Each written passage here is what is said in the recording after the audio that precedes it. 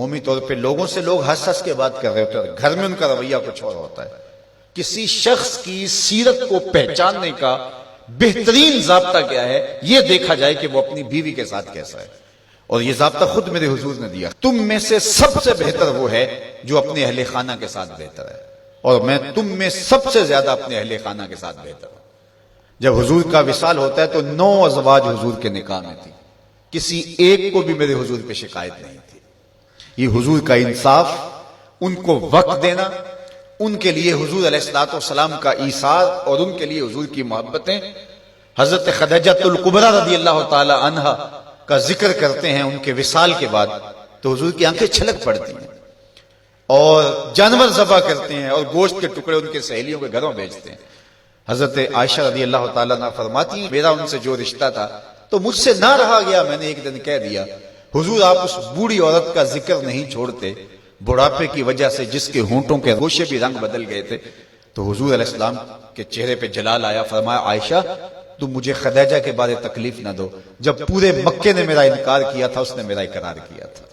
میں اس کا ذکر کیسے چھوڑ سکتا ہوں۔ اور حضرت عائشہ رضی اللہ تعالی عنہا فرماتی ہیں کہ حضور تشریف لائے اور میں آپ خورے میں پانی پی رہی تھی، تو حضور نے مجھے دیکھا تو دودھ سے کہا عائشہ تھوڑا سا پانی میرے لیے بھی چھوڑنا، تو فرماتی ہے میں نے پانی چھوڑ دیا، حضور نے میرے ہاتھ سے آب خورا لیا، پینے لگے تو پھر رک گئے اور میرے سے مخاطبہ کرتے ہوئے کہا حمیرہ، یہ حضور لاڈ سے نے کہا کرتے تھے، حمیرہ ذرا بتانا تم نے ہونٹ کہاں لگائے تھے، میں وہاں ہونٹ رکھ کے پانی پینا چاہتا ہوں، مجھے یہ بتاؤ اگر شوہر کا رویہ بیوی کے ساتھ یہ ہوگا تو گھر جنت کا ٹکڑا بنے گا یا نہیں بنے گا؟ تو تم میں سے بہتر وہ ہے جو اپنے اہل خانہ کے ساتھ بہتر ہے۔ سب سے پہلے آپ کے اہل خانہ آتے ہیں، آپ کے ماں باپ آتے ہیں، آپ کے بہن بھائی آتے ہیں، پھر کلاس فیلوز آتے ہیں، اساتذہ آتے ہیں، یہاں سے ہمارا رویہ خوبصورت ہونا شروع ہو۔ ہم نے دیکھا ہے کہ لوگوں کے ساتھ بڑے اچھے رویے، ماں باپ کے گستاخ ہوتے ہیں، ماں باپ کے بے ادب ہوتے ہیں، دکان پہ گاہک سے ہنس ہنس کے بات کر رہے ہوتے ہیں، لیکن بہن بھائیوں کے ساتھ رویہ تلخ ہوتا ہے، بیوی کے سامنے جا کے فرعون بن جاتے ہیں، ماں باپ کے سامنے جو ہے ان کے رویے کی تلخی ہوتی ہے۔ سارا دن جی ہمارا پیشہ ایسا ہے لوگوں سے ہنس ہنس کے بات کرنی ہے، لیکن جن سے آپ ہنس کے بولیں گے ماں کے کلیجے میں ٹھنڈ پڑ جائے گی اور باپ نہال ہو جائے گا، اس کے سارے دن کی تھکن اتر جائے گی، اس سے ہنس کے نہیں بولتے ہم سارا دن کے تھکے ہوئے آئے ہیں،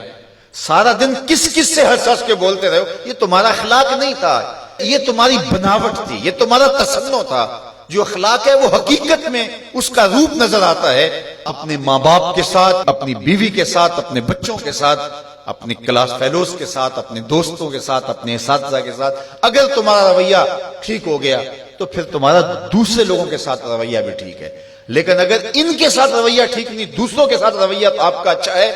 تو پھر وہ آپ مکر کر رہے ہیں، آپ یہ بھی کوئی کاروبار کر رہے ہیں، یہ آپ کے اخلاق کا عکس نہیں ہے، یہ آپ کی ضرورت کا رنگ ہے جو لوگوں کو نظر آ رہا ہے، یہ آپ کا کاروباری انداز ہے، آپ کی مسکراہٹ آپ کا کاروبار ہے، آپ کے اخلاق کا عکس نہیں ہے۔ اگر اخلاق کا عکس ہوتا تو ماں کو بھی ہنس کے ملتے۔ میں وہ جو لفظ آپ کو کہے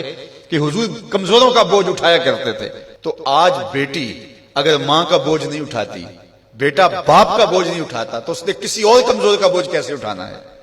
ماں گھر میں تھکی ہے سارے دن سے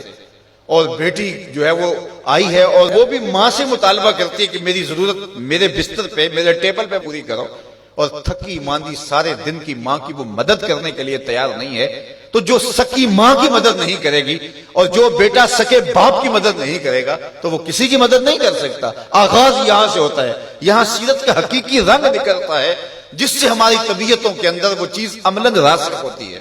اس لیے میں اور آپ حضور کی سیرت کو اپنی روح کے اندر اصل طور پہ اتاریں اور وہ ہمارا جزو لا ينفک بن جائے، وہ ہماری فطرت ثانیہ بن جائے، وہ ہماری عادت کا حصہ بن جائے، اور وہ خوشی اور وہ مسکراہٹ جو محض کاروبار کے لیے اور عادت کے لیے نہ ہو بلکہ انسان کی طبع کا حصہ ہو، وہ آپ کے غم غلط کرے گی، وہ آپ کو طمانیت قلب دے گی، وہ آپ کو قرار باطن عطا کرے گی۔ ویسے ہنس ہنس کے بولیں تو وہ ایک مکر ہوگا، اس سے تو جبڑے تھک جائیں گے، اس سے تو جو ہے وہ آپ کو کچھ فائدہ ہونے والا نہیں ہے۔ تو آئیے میں اور آپ اپنے آپ کو حقیقی عملی زندگی کی طرف لے جائیں۔